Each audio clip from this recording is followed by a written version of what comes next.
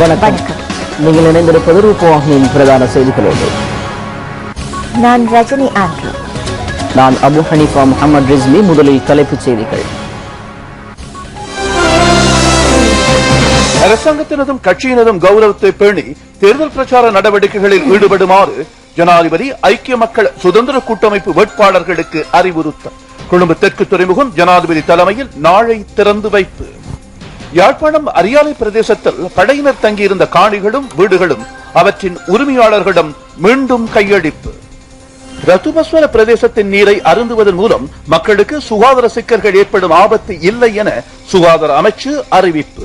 கண்டியில் உள்ள ஜனாதிபதி மாளிகையில் நேற்று நடைபெற்ற இஃப்தார் நிகழ்வில் ஜனாதிபதி பங்கேற்பு.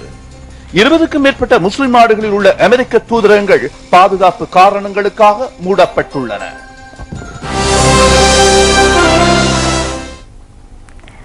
கண்டியில் உள்ள ஜனாதிபதி மாளிகையில் நோன்பு துறக்கும் இஃப்தார் வைபவம் நேற்று ஒழுங்கு செய்யப்பட்டிருந்தது.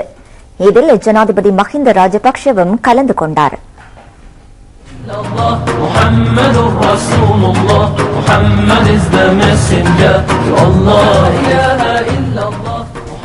தற்போது புனித ரமலான் மாதத்தில் முஸ்லிம்கள் நோன்பு நோற்று வருகின்றனர். 26ஆம் நாளான நேற்றைய தினத்தின் நோன்பு துறக்கும் விசேட இஃப்தார் நிகழ்வு கண்டியில் ஒழுங்கு செய்யப்பட்டிருந்தது. புனித ரமலான் மாதம் இன்னும் 3 அல்லது 4 தினங்களில் பிறை கண்டதும் நிறைவுக்கு வரும். நேற்றைய விசேட இஃப்தார் நிகழ்வில் அகில இலங்கை ஜமியத்துல் உலமாவின் கண்டி நகருக்கான தலைவர் MF ஃபஸ்லுர் ரஹ்மான் விசேட சொற்பொழிவாற்றினார். எகிப்தில் இருந்து வருகை தந்திருந்த சமய பெரியார் துவா பிரார்த்தனை நிகழ்த்தினார். இந்த நிகழ்வில் பிரதமர் DM ஜாரத்ன, அமைச்சர்களான HM ஃபவுசி, SP நாவின் நிமல் சிரிபாலடி சில்வா, ரவுப் ஹக்கீம், மஹிந்தானந்த அலுத்கமகே, பஷீர் ஷேகு தாவூத் மற்றும் பிரதியமைச்சர்களான ஃபைச முஸ்தபா, MLAM ஹிஸ்புல்லா, அப்துல் காதர் மற்றும் பாராளுமன்ற உறுப்பினர்களான HM அஸ்வர், எரிக் வீரவர்தன மற்றும் வெளிநாட்டு பிரதிநிதிகள், கல்விமான்கள் உட்பட பலரும் கலந்து கொண்டார்கள்.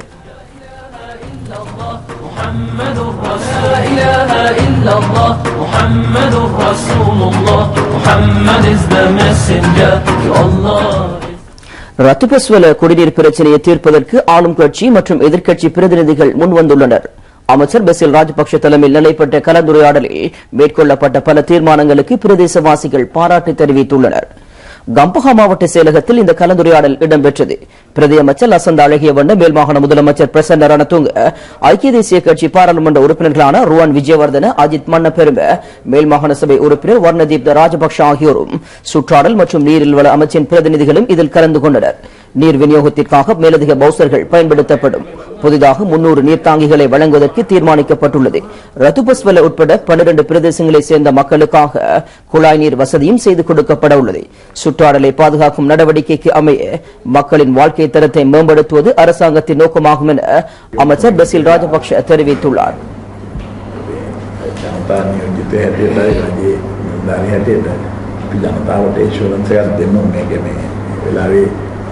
සමකාමීව රකින්න කියලා ඒකට ඒක අපි වක්කින් බාර ගන්නවා කියලා. ரத்துபஸ்வல பிரதேசத்தில் நீரின் அமிலத்தன்மை மிக நீண்ட காலமாக இருந்து வருகின்றது என சுகாதார அமைச்சின் செயலாளர் விசேட வைத்தியர் நிஹால் ஜாய்திலக தெரிவித்துள்ளார். இந்த நீரை அருந்துவதன் மூலம் மக்களுக்கு சுகாதார சிக்கல்கள் ஏற்படக்கூடிய ஆபத்து இல்லை என்று அவர் கூறியுள்ளார். சுகாதார அமைச்சும் நீர் வழங்கல் மற்றும் வடிகால் அமைப்பு சபையும் ரத்துபஸ்வல பிரதேசத்தின் நீர் மாதிரியை வைத்து மேற்கொண்ட பரிசோதனையிலிருந்து இந்த விடயம் ஊர்ஜிதப்படுத்தப்பட்டிருப்பதாக டாக்டர் நிஹால் ஜாய்திலக குறிப்பிட்டார். ජලයේ pH යගේ පිළිබඳව ජල සම්පත් මණ්ඩලය විශේෂ පර්යේෂණයක් කළා. ඒ පර්යේෂණයේදී පැහැදිලි වුණා සමහර ප්‍රදේශවල මේ ද්‍රෝණියේ pH යගේ 4 දක්වාම අඩු වෙලා තිබුණු ප්‍රදේශ තිබුණයි කියලා. ඒ කියන්නේ ජලයේ ආම්ලිකතාවය கல்வி பொதுத்தராதர உயர்தர பரீட்சை நாளை ஆரம்பமாகும். நேர காலத்தோடு பரீட்சை நிலையங்களுக்கு செல்லுமாறு பரீட்சைகள் ஆணையாளர் நாயகம் WMNJ புஷ்பகுமாரம் மாணவர்களை கேட்டுள்ளார். உறுதிப்படுத்தப்பட்ட அனுமதி பத்திரத்தையும் தேசிய அடையாள அட்டையையும் வைத்திருப்பது கட்டாயமாகும். செல்லுபடியான கடவுச்சீற்றும் ஏற்றுக்கொள்ளப்படும். இம்முறை பரீட்சையில் 2,92,706 பேர் தோற்றுகின்றனர். பரீட்சை முறைகேடுகளில் ஈடுபடுவதும் அதற்கு ஊக்குவிப்பு அளிப்பதும் தண்டனைக்குரிய குற்றமாகும் என வலியுறுத்தப்பட்டுள்ளது. இவ்வாறான பரீட்சை முறைகேடுகள் இடம்பெற்றால் 1911 என்ற அவசர தொலைபேசி இலக்கத்திற்கு அல்லது 0112 78 42 08 0112 78 45 37 0112 78 44 22 ஆகிய தொலைபேசி இலக்கங்களுக்கு அறிவிக்க முடியும். பரீட்சை நிலையங்களையும் ஒருங்கிணைப்பு நிலையங்களையும் கண்காணிப்பதற்காக விசேட குழு ஒன்று 24 மணி நேரமும் செயற்பட்டு வருகிறது. தேர்தல் இடம்பெறும் மாகாணங்களில் பரீட்சை நிலையங்களுக்கு அருகில் தேர்தல் பிரசார நடவடிக்கையில் ஈடுபடுவது தடை செய்யப்பட்டுள்ளது. இந்த விதிமுறையை மீறுவோருக்கு எதிராக சட்ட நடவடிக்கை மேற்கொள்ளப்படும். ஏனைய மாகாணங்களிலும் பரீட்சை மத்திய நிலையங்களுக்கு தடை ஏற்படாத வகையில் செயற்படுமாறு பரீட்சைகள் ஆணையாளர் நாயகம் பொதுமக்களை கேட்டுள்ளார். பாதுகாப்பு தரப்பினர் பயங்கரவாத அச்சுறுத்தல் நிலவிய காலப்பகுதியில் யாழ் அரியாலை பிரதேசத்தில் தங்கியிருந்தவர்களின் காணிகளையும் வீடுகளையும் அவற்றின் உரிமையாளர்களிடம் மீண்டும் ஒப்படைத்துள்ளனர்.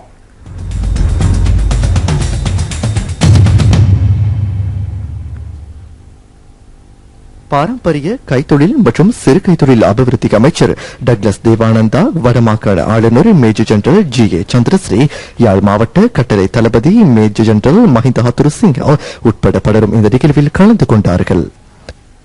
யுத்தம் முடிவுக்கு கொண்டுவரப்பட்டதன் பின்னர் இராணுவத்திடம் இருந்த காணி மற்றும் வீடுகளை உரிமையாளர்களுக்கு வழங்கும் நிகழ்வு 2010ஆம் ஆண்டே ஆரம்பிக்கப்பட்டது. முதற்கட்டமாக யாழ் தனன்கிழப்பு பிரதேசம் மற்றும் யாழ் நகரில் அமைந்திருக்கும் சுபாஷ் மற்றும் ஞானம் ஹோட்டல் கட்டிடங்களிலிருந்து இராணுவத்தினர் வெளியேறினர். அதன் அடிப்படையில் அச்சிறு பிரதேசத்தில் 11 வீடுகள் மற்றும் 23 காணிகளும், அரியாலையில் 24 வீடுகளும் 4 காணிகளும், கொளம்பத்தூரில் 11 வீடுகளும் 2 காணிகளும், அச்சுவேலி பிரதேசத்தில் 24 வீடுகளும், கோப்பாயில் 7 வீடுகளும் உரிமையாளர்களுக்கு கையளிக்கப்பட்டது.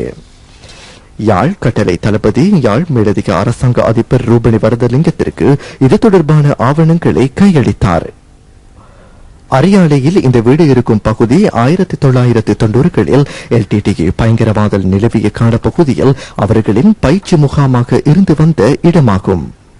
513 படைப்பிரிவில் அமைந்திருக்கும் சொத்துக்களும், வரணி பிரதேசத்தில் 52 படைப்பிரிவில் வழிநடத்தி வரும் சொத்தும் இன்னும் சில நாட்களில் பொதுமக்களுக்கு மீண்டும் ஒப்படைக்கப்பட இருப்பதாக படை கட்டளை தளபதி தெரிவித்தார். சுமார் 41,000 இராணுவத்தினர் இருந்த யாழ்ப்பாணத்தில் தற்போது 13,000 இராணுவத்தினரே இருக்கின்றனர். அமைதி நிலவும் யாழ்ப்பாணத்தில் சாதாரண இயல்பு வாழ்க்கையை கொண்டு வருவதற்காக சிவில் நிர்வாகத்தை ஏற்படுத்துவது இந்த வேலை திட்டத்தின் நோக்கமாகும்.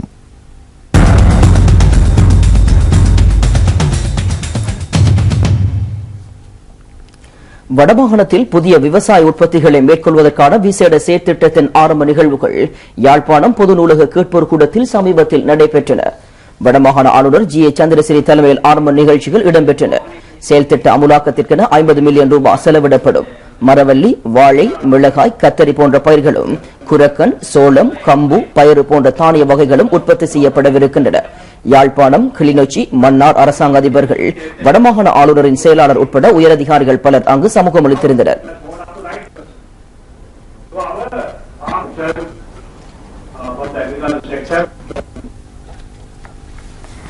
ஜனாதிபதியின் பணிப்புரைக்கு அமைய பத்லு ஓயாவிலிருந்து உடப்பு வரையிலான 15 கிலோமீட்டர் வீதியை காப்பட் வீதியாக புனரமைக்கும் பணிகள் ஆரம்பிக்கப்பட்டுள்ளன.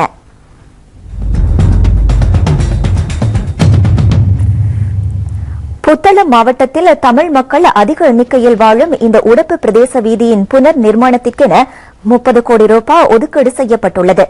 இந்த வீதி புனரமைக்கப்பட்டதும் உடப்பு, ஆண்டிமுனை, பூனைப்பட்டி உட்பட கிராமங்கள் பலவற்றைச் சேர்ந்த ஆயிரக்கணக்கான குடும்பங்கள் நன்மையடையவிருக்கின்றன.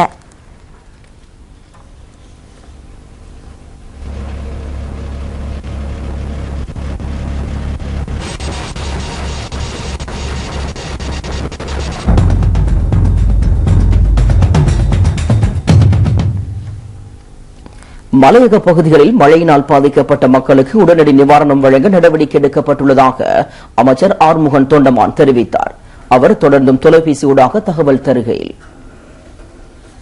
இங்க மலையகத்துல பெய்த மழையினால பல இடங்கள்ல இயற்கை நஷ்டங்கள் நடந்திருக்கு. உதாரணத்துக்கு டவுன் தண்ணிக்கடியில போயிருக்கு. அதே மாதிரி பல கோட்டைகள் தண்ணிக்கடியில போயிருக்கு. நிவாரணங்களையும் அந்த மக்களை பாதுகாப்பான இடங்களுக்கு கொண்டு போறதுக்கு நடவடிக்கைகள் ஜிஏ மூலமா எதிய மூலம் எடுத்துக்கிட்டு இருக்கோம். இப்பொழுதுக்கு இது வட்டவளை போயிட்டாங்க. அதுக்கப்புறம் ஸ்கெட்யூலர் போனேன், ஷேனன் போனேன், இப்ப கோடைஸ் வந்திருக்கேன், பிக்கோயா தரவலை பகுதிகளாக போனேன். இப்போ அடுத்து நாவூர் போக போறோம். அப்படி எங்கெங்க செய்தி வருதோ அங்கெல்லாம் போய் அவங்களுக்கு வேண்டியதை அந்த கிராம சபையை வச்சு அவங்க ஒரு முகாமுக்கு கொண்டு போகிறோம். உள்ள பக்கத்துல இருக்க பள்ளிக்கூடத்துலயோ இல்லை கோயிலில் வச்சு அவங்களுக்கு இன்னைக்கு இரவு உணவும் அவங்களுக்கு தேவையான உடுப்பு, இது பிளாங்கெட் மாதிரி இதெல்லாம் ஏற்பாடு பண்ணி கொடுத்துக்கிட்டு இருக்கோம். மத்திய மலை நாட்டில் பெய்த கடும் மழை காரணமாக ஹெட்டன் ஓயா நிரம்பி வழிகின்றது. வட்டவல ஞானானந்த மாவட்டத்தில் சுமார் 100 வீடுகள் நீரில் மூழ்கியுள்ளன. ஹெட்டன் கொழும்பு பிரதான வீதியில் ஹெட்டனுக்கும் கினிஹத்தனுக்கும் இடைப்பட்ட பகுதியில் மண் சரிவு ஏற்பட்டதனால் போக்குவரத்து தடைப்பட்டுள்ளது. மௌசாக்கல நீர்த்தேக்கத்தின் 3 வான்கதவுகள் 4 அடி வீதமும், கென்யன் மற்றும் லட்சப்பான நீர்த்தேக்கங்களின் அனைத்து வான்கதவுகளும் சுமார் 10 அடி வீதமும் திறக்கப்பட்டுள்ளன. ஹெட்டன் சாத்து விடமைப்பு வீதியும் குடாகம பிரதேசமும் முழுமையாக நீரில் மூழ்கியுள்ளன.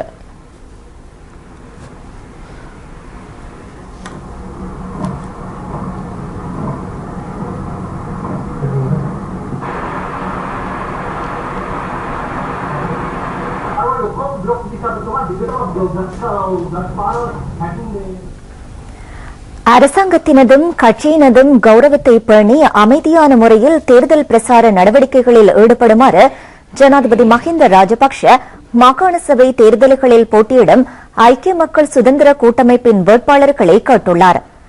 வடமேற்கு மற்றும் மத்திய மாகாண சபைகளுக்காக போட்டியிடும் கட்சியின் வேட்பாளர்கள் ஜனாதிபதியை நேற்று கண்டியில் உள்ள ஜனாதிபதி அலுவலகத்தில் சந்தித்தனர்.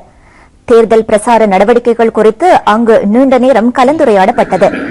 வேட்பாளர்களிடம் இன்னமும் அரசாங்கத்தின் வாகனங்கள் இருப்பின் அவற்றை சம்பந்தப்பட்ட அரசு நிறுவனங்களிடம் உடனடியாக ஒப்படைக்குமாறு ஜனாதிபதி வலியுறுத்தினார்.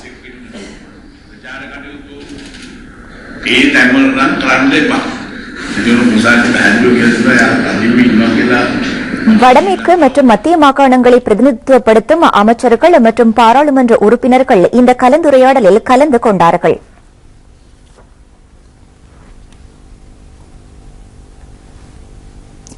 கண்டியில் அமைக்கப்பட உள்ள உத்தேச உள்ளூர் விமான நிலையத்தின் நிர்மாண பணிகளை ஆரம்பிக்குமாறு ஜனாதிபதி மஹிந்த ராஜபக்ஷ அதிகாரிகளுக்கு பணிப்புரை வழங்கியுள்ளார்.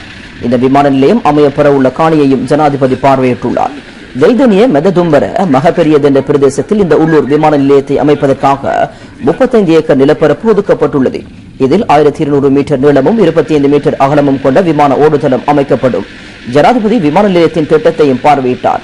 வரலாற்று சிறப்புமிக்க கண்டியின் பெருமையை பேணும் வகையில் சுற்றாடலுக்கு தீங்கு ஏற்படாதவாறு இந்த விமான நிலையத்தை அமைக்க வேண்டியதன் அவசியத்தை அவர் வலியுறுத்தியுள்ளார்.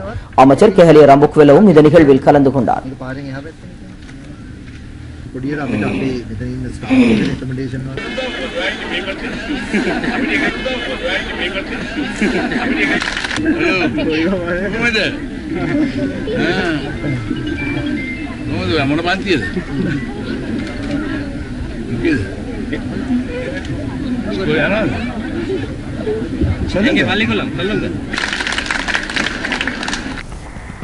கொழும்பு தெற்கு துறைமுகம் ஜனாதிபதி தலைமையில் நாளை திறந்து வைக்கப்படும். புதிய கொள்கலன் இறங்குதுறையும் முதலாவது கப்பல் தளமும் திறக்கப்பட்டதைத் தொடர்ந்து கொழும்பு துறைமுகம் தெற்காசியாவின் விசாலமான கொள்கலன் நிர்வகிப்பு நிலையமாக விளங்கும். 2005ஆம் ஆண்டில் கைச்சாத்திடப்பட்ட சேற்றிட்ட உடன்படிக்கைக்கு அமைய ஆசிய அபிவிருத்தி வங்கி 30 கோடி அமெரிக்க டாலர்களையும் இலங்கை துறைமுக அதிகார சபை 10 கோடி அமெரிக்க டாலர்களையும் இதற்காக முதலீடு செய்துள்ளன. கொள்கலன் இறங்குதுறையின் சதுர பரப்பளவு 260 ஹெக்டேர்களாகும். 18 மீட்டர் ஆழமாகும். நுழைவு ஓடையின் நீளம் 20 மீட்டர்களாகும். அகலம் 570 மீட்டர்களாகும். இந்த செயற்றிட்டத்திற்கு அமைய கொழும்பு துறைமுகத்தில் சுமார் 70 லட்சம் கொள்கலன்களை ஏற்றி இறக்க முடியும். உலகம் முழுவதிலும் 30 முன்னணி கொள்கலன் இறங்குதுறைகள் உள்ளன. உலகின் விசாலமான கொள்கலன் கப்பல்களை நிர்வகிப்பதற்கு ஏற்ற வகையில் புதிய நடவடிக்கை நிலையம் ஒன்றும் நிறுவப்பட்டுள்ளது. உயர் தொழில்நுட்பத்தின் ஊடாக கடற்பயணம் கண்காணிக்கப்படும். இதற்கமைய பிராந்தியத்தின் மிக முன்னேற்றகரமான துறைமுகம் இலங்கைக்குரியதாக அமையும். இந்த துறைமுகத்தின் மூலம் நேரடியாகவும் மறைமுகமாகவும் 25,000 பேர் தொழில் வாய்ப்பை பெறவுள்ளனர். ஏற்றுமதி இறக்குமதி நடவடிக்கைகளும் ஸ்திரமடைய உள்ளன. இது பொருளாதார வளர்ச்சிக்கு துணை புரியும். இலங்கையை ஆசியாவின் கடல்சார் கேந்திர நிலையமாக மாற்றியமைக்கும் கனவு இதன் மூலம் நனவாகும் என்று இலங்கை துறைமுக அதிகார சபையின் தலைவர் கலாநிதி பிரியாத் பாந்து விக்ரம தெரிவித்துள்ளார். கொழும்பு தெற்கு துறைமுகத்தின் கடந்த கால மற்றும் தற்கால நிலைமைகளை தெளிவுபடுத்தும் இசை நிகழ்ச்சி இன்றிரவு 10:10 முதல் தேசிய தொலைக்காட்சியில் ஒளிபரப்பாகும். கிழக்கு மாகாணத்தில் பழமர கிராமங்களை உருவாக்கும் திட்டத்தின் கீழ் மட்டக்களப்பு மாவட்டத்தில் 10,000 மாதுளம் கன்றுகள் விநியோகத்தை மீள்குடியேற்ற பிரதியமைச்சர் விநாயகமூர்த்தி முரளிதரன் ஆரம்பித்து வைத்துள்ளார். செங்கலடி ஏறாவூர் பெற்ற செயலக பிரிவில் மரப்பாலம் பிரதேசத்தில் மாவட்ட செயலக விவசாய பணிப்பாளர் வி உலகநாதன் தலைமையில் நிகழ்ச்சிகள் நடைபெற்றன. இந்த திட்டத்தின் கீழ் மாதுளை, தோடை மற்றும் கொய்யா பழமர கிராமங்கள் உருவாக்கப்படும். ஏறாவூர் பெற்ற வாழைச்சேனை, கோரளை மத்தி ஆகிய பிரதேசங்களுக்கு பழமர கன்றுகள் விநியோகிக்கப்பட்டன.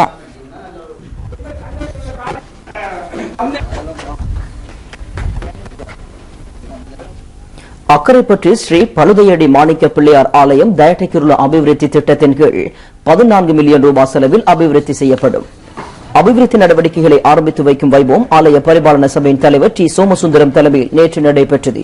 பாராளுமன்ற உறுப்பினர் PHPS என பிரதேச செயலாளர் வி ஜெகதீசன் உட்பட பிரமுகர்கள் பலர் இதில் கலந்து கொண்டனர். ஜனாதிபதிக்கும் அரசாங்கத்திற்கும் நல்லாசி வேண்டி விசேட பூஜை வழிபாடுகளும் அங்கு இடம்பெற்றன.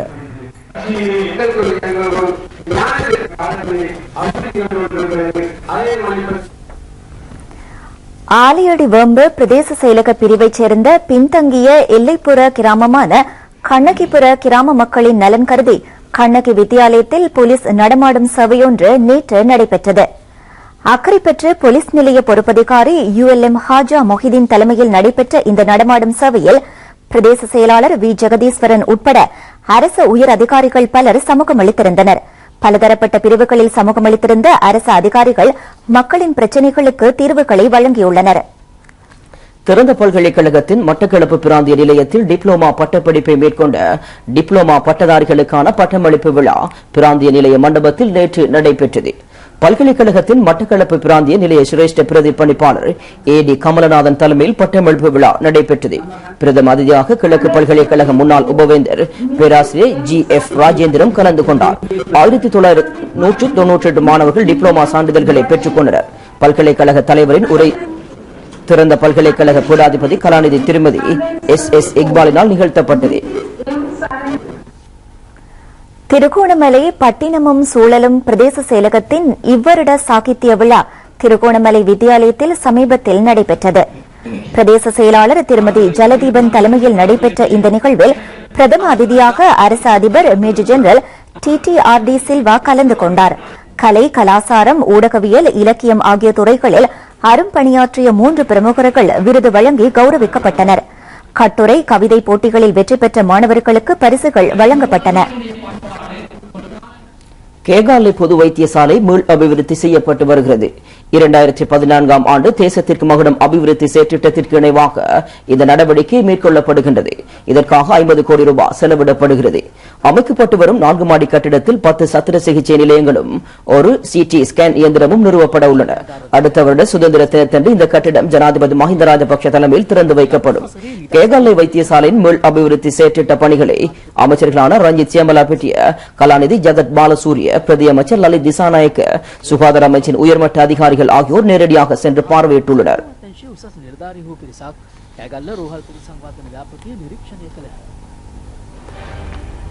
பிங்கிரிய தொகுதியில் புன்னகேபொல ஸ்ரீ புஷ்பாராம விகாரையில் 22வது நடமாடும் சேவை இடம்பெற்றது. உடுபத்தாவ பிரதேச செயலக பிரிவில் 43 கிராம சேவகர் பிரிவுகள் அமைந்துள்ளன. இந்த கிராமங்களில் வசிக்கும் மக்களின் பல பிரச்சனைகளுக்கு தீர்வு காணப்பட்டது.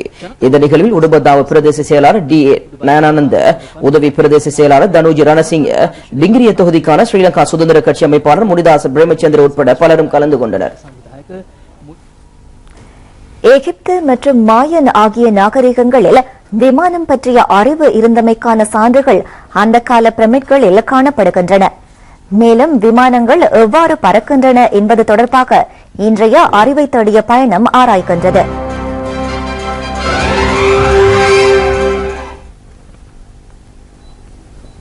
நாம் பண்டைய நாகரிகங்களை எடுத்து நோக்குவோமாயின் எகிப்திய நாகரிகம் மாயன்களின் நாகரிகம் என்பன அறிவியல் ரீதியாக முக்கியத்துவம் பெற்று விளங்குகின்றன. மாயன்களும் எகிப்தியர்களும் வானவியல் தொடர்பாக பரந்த அறிவை கொண்டிருந்தார்கள் என்பது விஞ்ஞானத்தால் நிரூபிக்கப்பட்ட உண்மை. எகிப்திய பிரமிட்டுகளில் காணப்பட்ட சித்திரங்களிலும் செதுக்கல் சித்திரங்களிலும் விமானங்கள் வரையப்பட்டிருப்பது அனைத்து விஞ்ஞானிகளையும் ஆச்சரியப்பட வைத்துள்ளது. மாயன்களின் நாகரிகத்தை ஆராய்ந்த போது விமானத்தில் ஏறி ஒரு மனிதன் பறந்து செல்வது போன்ற செதுக்கல் சிற்பங்களும் அதிகளவில் கிடைத்துள்ளன. இவற்றின் தோற்றம் தற்கால நவீன விமானங்களை ஒத்திருப்பதாக விஞ்ஞானிகள் தெரிவிக்கின்றனர். இதன் மூலம் ஒரு காலகட்டத்தில் ஆகாயத்தில் சஞ்சரிப்பது பற்றிய அறிவினை மாயன்களும் எகிப்தியர்களும் பெற்றிருந்தார்கள் என விஞ்ஞானிகள் கருதுகின்றனர். இதேவேளை 1783 ஆண்டு பிரான்சைச் சேர்ந்த மொன் கோல்பியர் சகோதரர்கள் 30 அடி விட்டமுடைய சூடான காற்று பலூனை 6000 அடி உயரத்துக்கு அனுப்பினார்கள். இதுவே நவீன ஆகாய பயணத்திற்கு ஆரம்பமாக அமைந்தது. இதன்பின் விசிறி பொருத்தப்பட்ட சூடான காற்று நிரம்பிய பலூன்கள் மூலம் மனிதன் வானில் பறக்க ஆரம்பித்தான். எனினும் இந்த பயணம் மனிதனின் தேவையை பூர்த்தி செய்யும் அளவிற்கு சாதகமானதாக இருக்கவில்லை. அமெரிக்க ரைட் சகோதரர்கள் 1903 ஆண்டு டிசம்பர் 17 என்ஜின் மூலம் பறக்கக்கூடிய விமானத்தை வானில் பறக்கவிட்டு விமானத்தை கண்டுபிடித்தவர்கள் என்ற பெருமையை தம்வசமாக்கிக் கொண்டனர். 1904, 1905 ஆகிய காலப்பகுதிகளில் ரைட் சகோதரர்களில் பறக்கும் விமானம் பல பொறிமுறைகளுக்கு உட்படுத்தப்பட்டது. ரைட் சகோதரர்களின் விமானம் முதலாக வட கரோலினாவில் வெள்ளோட்டம் விடப்பட்டது. இவர்களது முதலாவது விமானத்திற்கு பிளேயர் என்று பெயர் சூட்டப்பட்டது.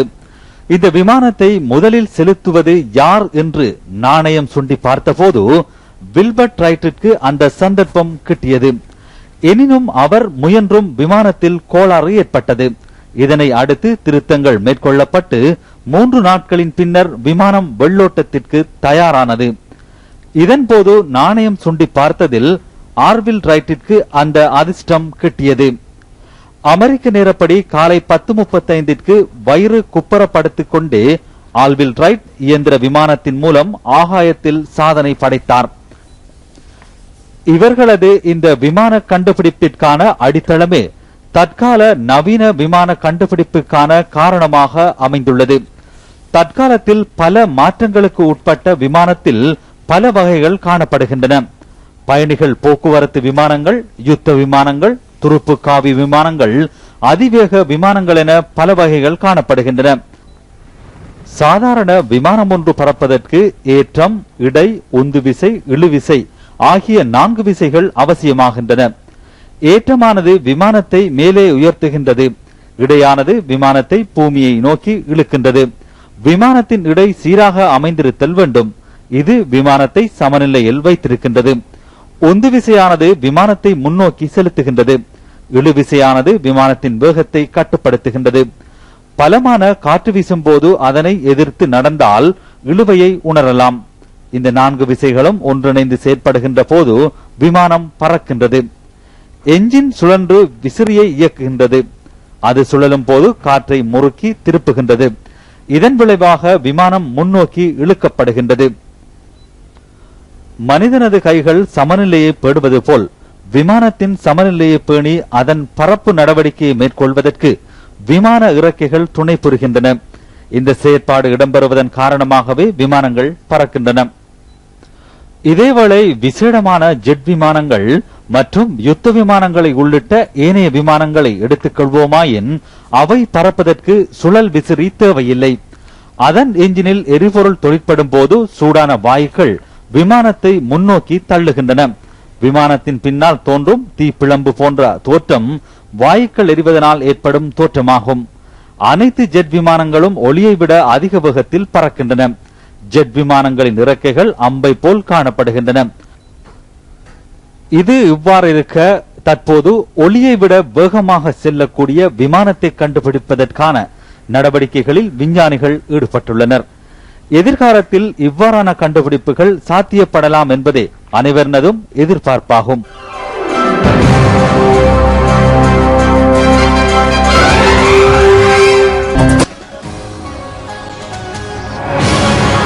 நீங்கள் பார்த்துக் கொண்டிருப்பது ரூபவாயினியின் பிரதான செய்திகள்.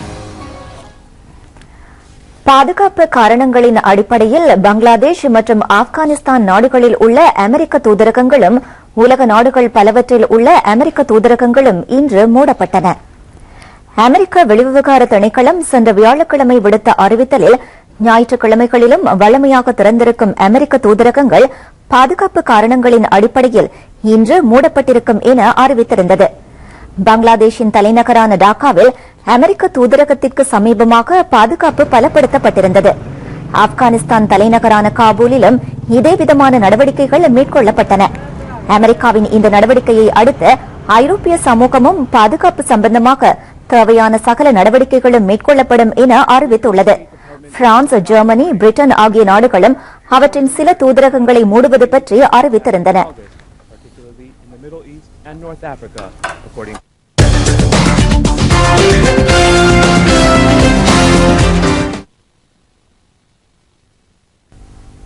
விளையாட்டு கிரிக்கெட். சுற்றுலா தென்னாப்பிரிக்க அணிக்கும் இலங்கை அணிக்கும் இடையிலான இரண்டாவது டுவெண்டி கிரிக்கெட் போட்டி தற்போது ஹம்பாந்தோட்டை மஹிந்த ராஜபக்ஷ மைதானத்தில் இடம்பெற்று வருகின்றது. நாணய சுழற்சியில் வெற்றி பெற்ற தென்னாப்பிரிக்க அணி முதலில் துடுப்படுத்த ஆடி வருகின்றது. சற்று முன்னர் வரை 4 ஓவர்கள் நிறைவில் ஒரு விக்கெட் இழப்பிற்கு 19 ஓட்டங்களை பெற்றிருக்கின்றது. செய்திகளின் நிறைவாக மீண்டும் தலைப்புச் செய்திகள். அரசாங்கத்தினதும் கட்சியினதும் கௌரவத்தை பேணி தேர்தல் பிரச்சார நடவடிக்கைகளில் ஈடுபடுமாறு ஜனாதிபதி ஐக்கிய மக்கள் சுதந்திர கூட்டமைப்பு வேட்பாளர்களுக்கு அறிவுறுத்தல். கொழும்பு தெற்கு துறைமுகம் ஜனாதிபதி தலைமையில் நாளை திறந்து வைப்பு. யாழ்ப்பாணம் அரியாலை பிரதேசத்தில் படையினர் தங்கியிருந்த காணிகளும் வீடுகளும் அவற்றின் உரிமையாளர்களிடம் மீண்டும் கையளிப்பு. ரத்துபஸ்வர பிரதேசத்தின் நீரை அருந்துவதன் மூலம் மக்களுக்கு சுகாதார சிக்கல்கள் ஏற்படும் ஆபத்து இல்லை என சுகாதார அமைச்சு அறிவிப்பு. கண்டியில் உள்ள ஜனாதிபதி மாளிகையில் நேற்று நடைபெற்ற இஃப்தார் நிகழ்வில் ஜனாதிபதி பங்கேற்பு. 20க்கும் மேற்பட்ட முஸ்லிம் நாடுகளில் உள்ள அமெரிக்க தூதரகங்கள் பாதுகாப்பு காரணங்களுக்காக மூடப்பட்டுள்ளன. இத்துடன் ரூபவாகினின் பிரதான செய்திகள் நிறைவடைகின்றன. வணக்கம்.